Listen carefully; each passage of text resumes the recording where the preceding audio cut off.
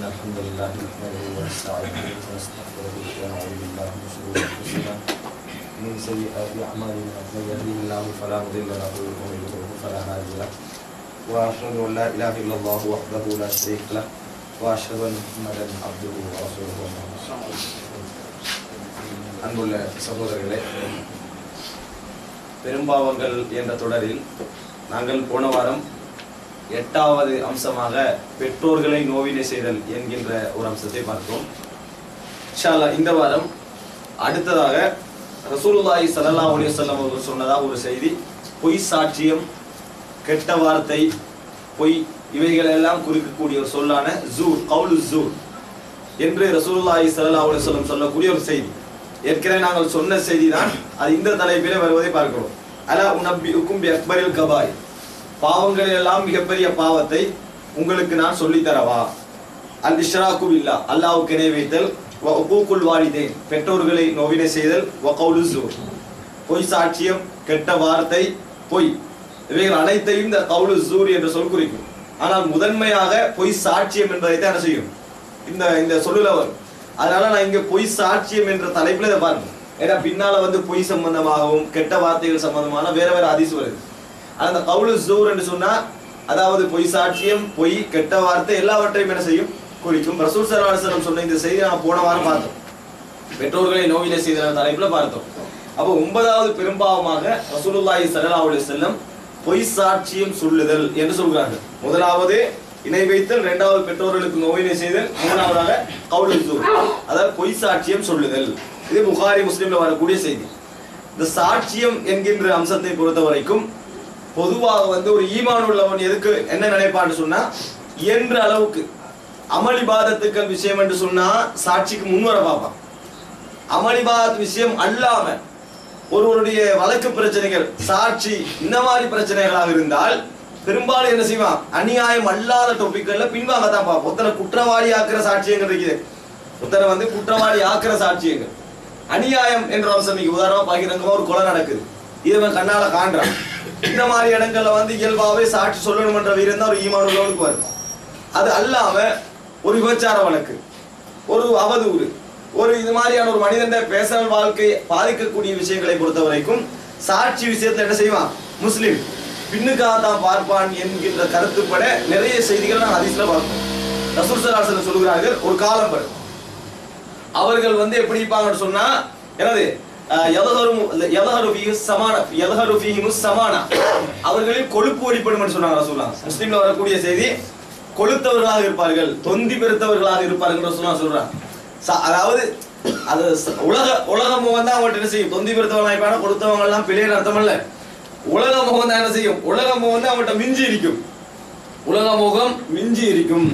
ஏன்னா ஒரு பொதுவாகவே மனிதன் இயல்பு என்ன, ஏன்ற அளவுக்கு தன்னோட உடம்பு மெயின்டைன் பண்ணி அதை கொஞ்சம் கவனமா வச்சுக்கொள்வான்.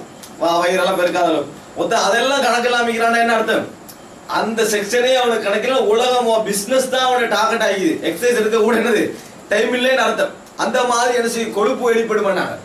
இந்த கூட்டத்துல அவர்கள் எப்படிப்பட்ட பண்புடையவர்களாக இருப்பார்கள் என்று சொன்னால், யஷ்ஹதூன வலா யுஸ்தஷ்ஹதூன், சாட்சிக்கு வாங்க அவர்கள் அழைக்கப்படவே மாட்டார்கள், ஆனா போய் சாட்சி சொல்ல ரெடியாக இருப்பார்கள். சாட்சிக்கு அழைக்கப்படுவதற்கு முன்னாலேயே போய் சாட்சி சொல்வதற்கு என்ன செய்வார்கள், தயாராக இருப்பார்கள் அப்படின்னு ரசூல் ஸல்லல்லாஹு அலைஹி வஸல்லம் சொல்றாங்க. அதாவது அவங்களுக்கு யாருமே கூப்பிட மாட்டாங்க, சாட்சி சொல்லுங்க அப்படின்னு கூப்பிட மாட்டாங்க. இதுக்கு இவரா முந்திக்கு நீ என்ன செய்வாரு, நான் சாட்சி, நான் கண்டேன். இது நீங்க பார்க்கலாம், இன்னைக்கு கூடுதலா இருக்கிறது. எல்லாமே இதானே ஆண்டுவாங்க, உலகானே நான் கண்டேன்டுவாங்க. அவர் சொன்னா நான் கண்டாலும் ஒன்றுதாண்டுவாங்க, உலகானே நான் சாட்சி, என்ன சாட்சியை வச்சு செலவங்க சொல்லுவோம், அல்லா சாட்சியை வச்சு சொல்றேன்னுவாங்க. கண்டே இருக்க மாட்டாங்க, கேட்டே இருக்க மாட்டாங்க. சும்மா ஒரு பொய் செய்தி, அல்லா சாட்சியாக என்னது வசனம் வந்துடும், அல்லா பார்த்துட்டீங்க அப்படி என்று சொல்லி ஒரு வசனம் என்ன செஞ்சிருவாங்க, சொல்லி விடுவார்கள்.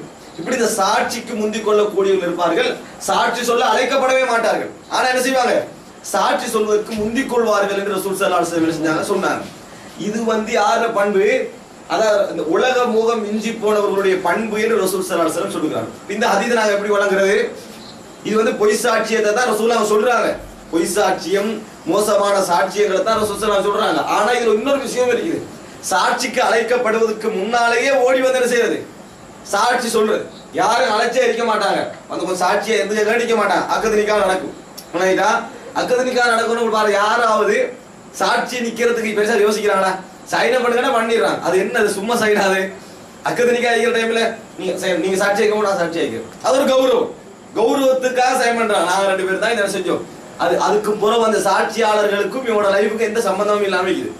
சாட்சியாளர்கள் இவனோட லைஃபுக்கும் சாட்சி சொன்னாங்களே, கொஞ்சம் பேரை கேட்டு பாருங்க, நீங்க எத்தனை பேரை கல்யாணத்தை சாட்சி சொல்லிப்பீங்க தெரியா? எத்தனை பேர் கல்யாணம் நடந்த சாட்சி சொல்லி கேட்டு பாருங்க. ஒரு 50 பேருக்கு சைன் வச்சு பாரு. அவருக்கு நான் சைன், அவர் ஒரு ஆள் சொன்னா தான் தெரியும் அவருக்கு. நான் தான் என்ன செஞ்சேன், நீங்க தான் என்னோட கல்யாணம் சைன் ஓ நான் நிறைய பேருக்கு சைன் வைக்கிறேன் தானே, எனக்கு தெரியாண்டுவாங்க. இந்த லெவல்ல கொஞ்சம் பேர் சாட்சி வைக்கிறாங்க. சாட்சி என்ன? இவங்க 2 பேருக்கும் திருமணம் நடந்ததுக்கு நான் சாட்சி.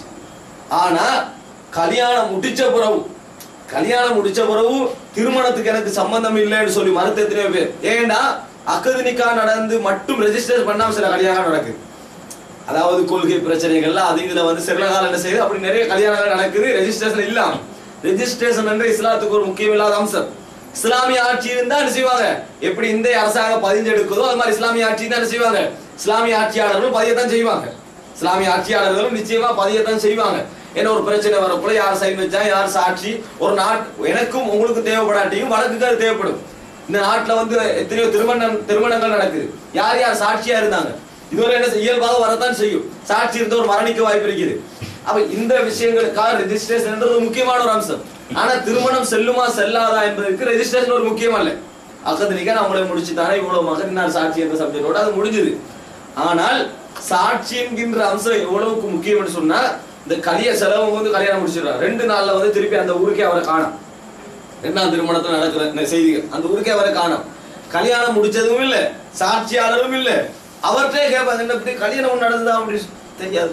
இவர் இந்த பிரச்சனை மாட்டிக்கலாம் வைக்கிறது தெரியாது. அப்ப எடுத்து நீ சாட்சிக்கு முந்தினீங்க கல்யாணம் நடந்து ஒரு பெண் சைடால் அநியாயம் வைக்கப்படி இவருக்கு தெரியாதுன்றது, இவர் மாட்டிக்கலாம் வைக்கிறதுக்கு இவர் தான் சாட்சி சைன் பண்ணால். அல்ல சாட்சி இவர் தான் 2 பேர் ஷாஹித் என்று சொல்லப்பட்டவங்க. வழக்கெண்டு வந்தா எழுதி இருந்தா பிரச்சனைக்கு எடுக்க வாய்ப்பு இருக்கு. ஆனா மத்ததுக்கு எடுக்க வாய்ப்பு இல்லை.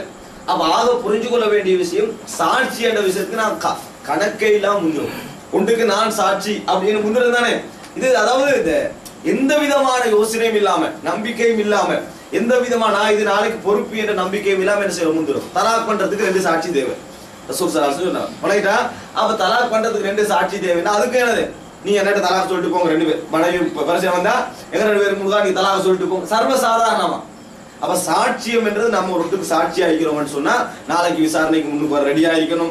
என்ன பிரச்சனையாக இருந்தாலும் எனக்கு முன்னுக்கால தான் நடந்துச்சு என்று எல்லா பிரச்சனைக்கும் முகம் கொடுக்கறதுக்கும் நினைச்சுதான் செய்யணும், சாட்சியம் பண்ணணும். ஒரு கல்யாணத்துக்கு சைன் பண்ண சொல்றாங்கன்னா அந்த கல்யாண பிரச்சனைக்கு என்ன செய்யணும், மனசுல என்ன வரணும், இந்த கல்யாணம் நடந்த இடத்துக்கு நான் சாட்சி, இந்த கல்யாணம் நடந்த இடத்துக்கு அதுக்குதான் 2 சாட்சி. 2 பேர் பார்த்தாங்க இந்த கல்யாணத்தை, அந்த 2 பேர் இவர் தான், அதுக்கு நான் சாட்சியாக இருக்கிறேன் என்ன செய்யணும். அதுதான் ஒரு முக்கியமான விஷயம். இப்ப இன்டர்நெட்ல என்ன செய்யுது, அக்கது நிக்கா ரெஜிஸ்டர் திருமணங்கள் நடக்குது. இப்ப இந்த இன்டர்நெட்ல நடக்கிற திருமணங்கள் முறைப்படி சாட்சியும் இருக்குது, முறைப்படி வழியும் இருக்கிறது உண்மை. ஆனால் இன்டர்நெட் திருமணங்கள் அங்கீகரிக்கப்படக்கூடாது. ஏன் சொல்லுவோம், இன்டர்நெட் திருமணங்கள் ஏன் அங்கீகரிக்கப்படக்கூடாதுன்னு சொன்னா, சாட்சியாளர் 2 பேரும் ஜெர்மன்ல இருக்கிறாங்க, சரியா, வலியும் புள்ளையும் ஸ்ரீலங்கால இருக்குது, மாப்பிள்ளை அமெரிக்கால இருக்கிறார், மாப்பிள்ளை அமெரிக்கால இருக்கிறார். வெப் கேமரா போட்டு என்ன செய்யுது, அக்கது நிக்கா நடக்குது, கான்ஃபரன்ஸ்ல வீடியோ கான்ஃபரன்ஸ்ல என்ன செய்யுது, அக்கது நிக்கா